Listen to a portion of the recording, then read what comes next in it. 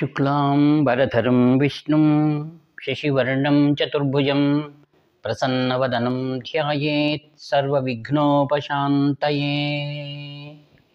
శృతిస్మృతిపురాణానామాలయం కరుణాలయం నమామి భగవత్పాదశంకరం లోకశంకరం.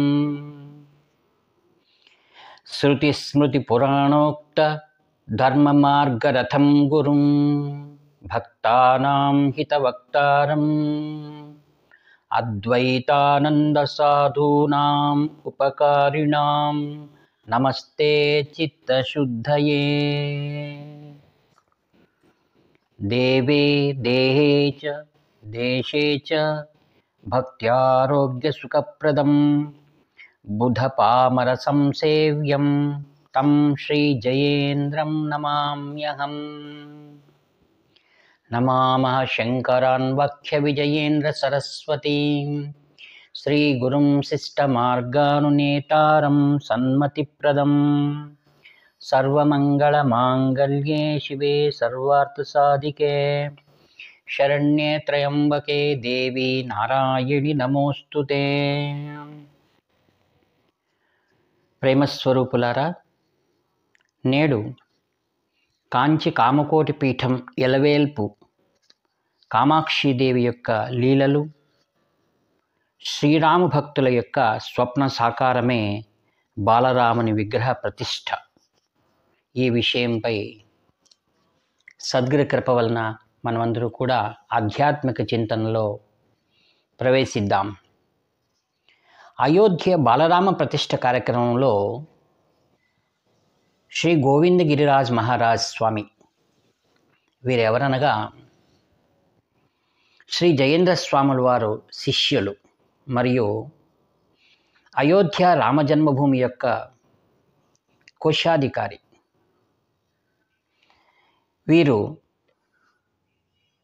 శ్రీరామ ప్రతిష్ఠా కార్యక్రమంలో గౌరవనీయులు అందరి ప్రియతముడైనటువంటి ప్రధానమంత్రి శ్రీ మోదీజీ గారి సమక్షంలో గోవింద గిరిరాజ్ గారు మాట్లాడుతూ మొట్టమొదటిగా తపస్సు గురించి ప్రస్తావించారు. తపస్సు, తప తప తప అని. శ్రీ పరమాచార్యులు వారు ఈ యొక్క తపస్సు అనేటువంటి శబ్దానికి నిదర్శనం అన్నారు. ఈ శతమానంలోనే మహాతపస్వి కాంచి కామకోటి పీఠాధిపతులు నడయాడు దైవం శ్రీ శ్రీ శ్రీ చంద్రశేఖరేంద్ర సరస్వతి మహాస్వాముల వారు. తరువాత ధర్మస్థాపనలో శ్రీ ఛత్రపతి శివాజీ మహారాజ్ గురించి వారు ప్రస్తావించారు. నేడు భారతదేశంలో సనాతన హైందవ ధర్మం ధైర్యంగా ముందు కొనసాగుతూ ఉంది అనగా కారణం శ్రీ ఛత్రపతి శివాజీ మహారాజ్ మరియు దక్షిణాదిలో ఉన్నటువంటి శ్రీ విద్యారణ్యుల వారు. వారి యొక్క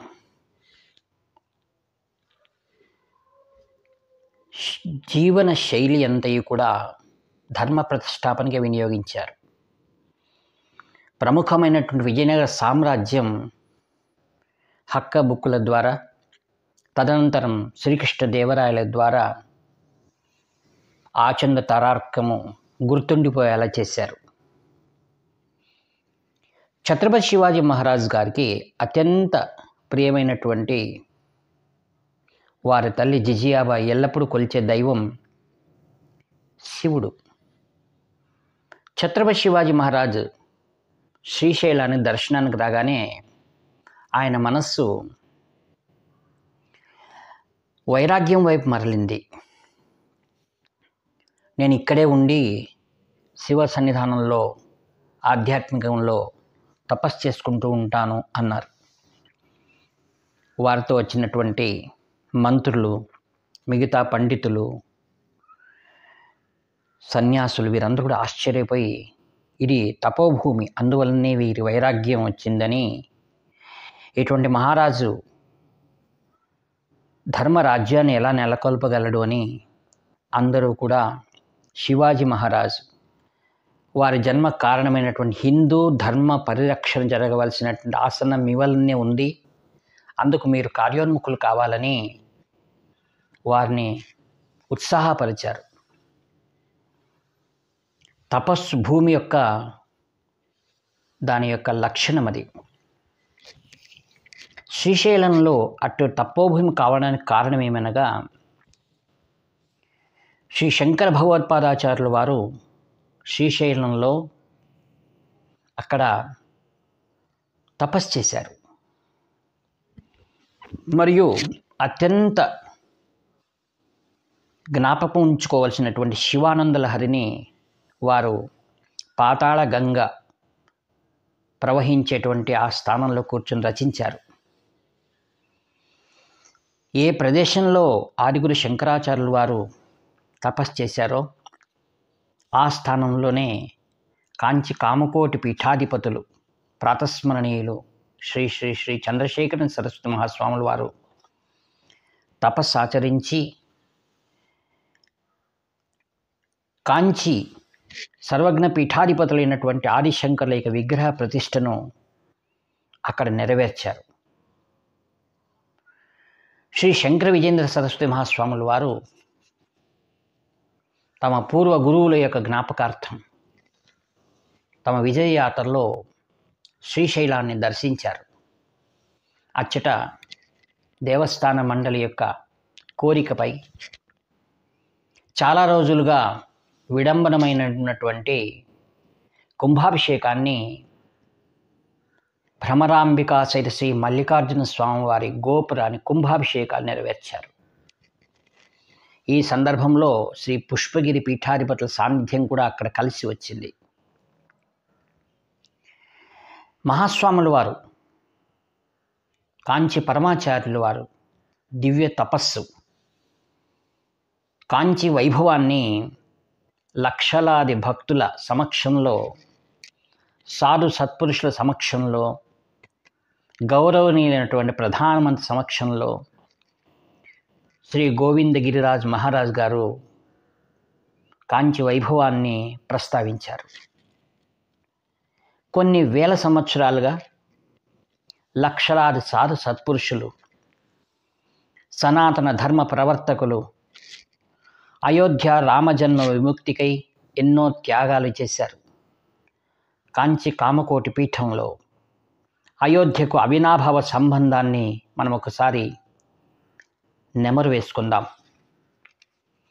సప్త మోక్షపురులలో అయోధ్య మరియు కాంచి కూడా ఉన్నాయి. అయోధ్య, మథుర, మాయా, కాశీ, కాంచి, అవంతిక, పురి, ద్వారావతి చైవ సప్తైతే మోక్షదాయిక. పురాణ ప్రసంగం మనం ఇక్కడ జ్ఞాపకం చేసుకుంటే, త్రేతాయుగంలో దశరథ మహారాజుల వారు పుత్ర సంతానమునకై తమ కుల గురువులైన వశిష్ఠుల వారిని కలిసి సంతానానికి విడంబనానికి కారణమడగ్గా వారు దశరథుల వారి కులదేవత అయినటువంటి మహా త్రిపుర సుందరి దేవిని సేవించుకోవాల్సిందిగా సెలవిచ్చారు. అప్పుడు దశరథుల వారు అయోధ్యలో వెలిసి ఉన్నటువంటి మహా త్రిపుర సుందరి దేవిని సేవించుకోగా ఆమె దశరథ మహారాజు స్వప్నంలో దర్శనమిచ్చి కాంచీపురంలో ఉన్నటువంటి కామాక్షిదేవిని పూజించి సేవించి నీ మనోరథాన్ని నెరవేర్చుకోమని తెలియజేసింది. మహా త్రిపుర సుందరి దేవి యొక్క ఆజ్ఞానుసారం ఉత్తరంలో ఉన్నటువంటి అయోధ్య నుండి దశరథుల వారు తన ముగ్గురు సతులతో కలిసి అయోధ్య నుండి కాంచీపురంలో కామాక్షి దేవాలయంలో ఒక మండలం పాటు కామాక్షిదేవిని అత్యంత శ్రద్ధాభక్తులతో సేవించారు. తత్ఫలితంగా కామాక్షి దేవి కామాక్షిదేవి కరుణించి తన చతుర్భుజముల ప్రతిరూపకంగా నలుగురు కుమారులు కలుగలరని, తద్వారా ధర్మ ప్రతిష్టాపన జరుగుతుందని ఆశీర్వదించింది. తదనంతరం పుత్రకామేష్టి యాగం, మిగతా విషయాలన్నీ మనం రామాయణంలో దర్శించుకోగలం. శ్రీరామచంద్రుని యొక్క అవతారమే ధర్మ ప్రతిష్టాపన. ఈ విషయాలన్నింటినీ కూడా కాంచి కామకోటి పీఠం 70వ పీఠాధిపతులు శ్రీ శ్రీ శ్రీ శంకర విజయేంద్ర సరస్వతి శంకర స్వాముల వారు తమ యొక్క నవంబర్ కర్ణాటక యాత్రలో ఉన్న సందర్భంగా శ్రీ రామచంద్రపురం స్వామీజీ వారు తమ అనుగ్రహ భాషణంలో ఈ విషయాన్ని గుర్తు చేశారు.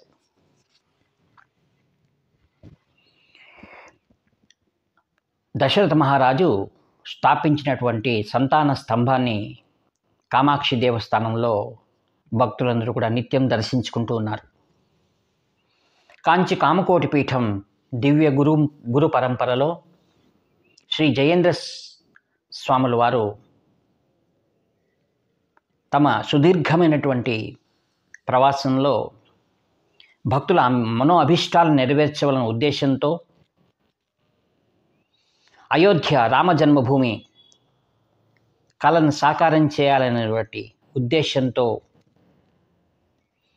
తమ పూర్వ గురువులైనటువంటి శ్రీ శ్రీ శ్రీ చంద్రశేఖరేంద్ర సరస్వతి స్వాముల వారి దివ్య ఆశీస్సులు, వారి తపస్సుతో కూడిన వారి ఆశీర్వాదం మరియు శ్రీ జయేంద్ర సరస్వతి మహాస్వాముల వారి సతత ప్రయత్నం వలన రామ జన్మభూమి మనకు లభ్యమైందంట్లో ఎంత మాత్రం సందేహం లేదు.